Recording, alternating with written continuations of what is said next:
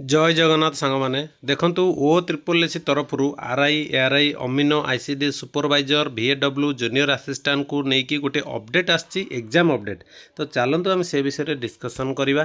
तो notice T रही Odisha subordinate staff selection commission जोटा ओ त्रिपुल एस तरफ आसी एग्जाम रिलेटेड एटा आसी कौन पाई ना आपण मानकर जो एग्जाम होगा जाऊँगी O triple S RI ARI अमीनो आपण मैंने भावुवे एटा कौ एग्जाम एटा ऑलरेडी आपण मान जो प्रीवियस एग्जाम मेन प्रिलिम होता।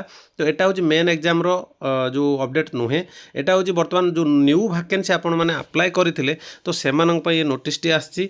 तो जो मैंने फॉर्म अप्लाई करिसेंती तो से देखी नियंतु आपण मानकर एग्जाम केबे रहउची प्रीवियस वैकेंसी और न्यू वैकेंसी भीतर बहुत तफात कहीं प्रीवियस ऑलरेडी प्रिलिम सरी मेन होची एटा डायरेक्ट गोटे परीक्षा हम।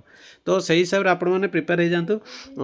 नोटिस टी रही आपण मानकर conduct of written test for the post of RI ICD supervisor VAW junior assistant ARI Amin SFS under combined recruitment examination 2025 in CBRE mode माने आपण मानकर कंप्यूटर माध्यम रे आपण मानकर एग्जाम हो जाउची जोटा सीबीआरई फुल फॉर्म हो कंप्यूटर बेस्ड रिक्रुटमेंट एग्जामिनेशन आपण मानकर 22 मे रु स्टार्ट होगा जाउची 2026 कंटिन्यू रहिबो 3rd वीक जून पर्यंत। आपण मानकर जो निज निज डिस्ट्रिक्ट हो बा आपण मानकर जो सेंटर पड़ो स्टेट रे जो सेंटर पड़ो स्टेट रे जेकोसी डिस्ट्रिक्ट हो आपण मानकर जहार जो रोल नंबर पड़ो जो डिस्ट्रिक्ट रे तो सेठी जाई आपण माने एग्जाम देबे ठीक अछि।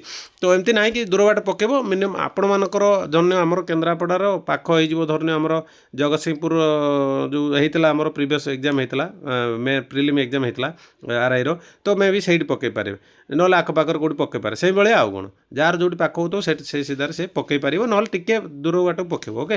तो एमती ना कि ये केन्द्रापड़ा डिस्ट्रिक्ट नहीं पकईदेव करी कौड़े मयूरभंज आड़े सेमती ना माने तार रिलेट जो रोचे सब माने पाखापाखि तो से हिसाब से देखिए पकेब।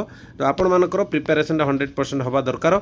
बहुत कम पिला अप्लाई करछंती जेहेतु एटा प्रीवियस एग्जाम गोटे हो सारी तादर अधे पिला अच्छा यादर बहुत कम पिला अप्लाई कर फॉरेस्ट गार्ड किसी पिला अप्लाई कर आगुरी जमी 5 लाख 6 लाख अप्लाई करते होने 2 लाख 2.5 लाख एमती पिला अप्लाई कर सो से हिसाब से आपण मैंने निजक प्रस्तुत रखु निहाती भाव में गोटे पोस्ट पाइबे। आ चैनल को सब्सक्राइब करना आपण मैंने निहाती भाव में सांगसाथी मैंने शेयर करूँ चैनल को सब्सक्राइब करूँ सपोर्ट करूँ आउ ये अपडेट पाइबा चैनल सहित जोड़े रुहतु। आशा करुँच भिडियोटी बहुत भल लगी गोटे लाइक करदे निहाती भाव में रही। नमस्कार जय जगन्नाथ।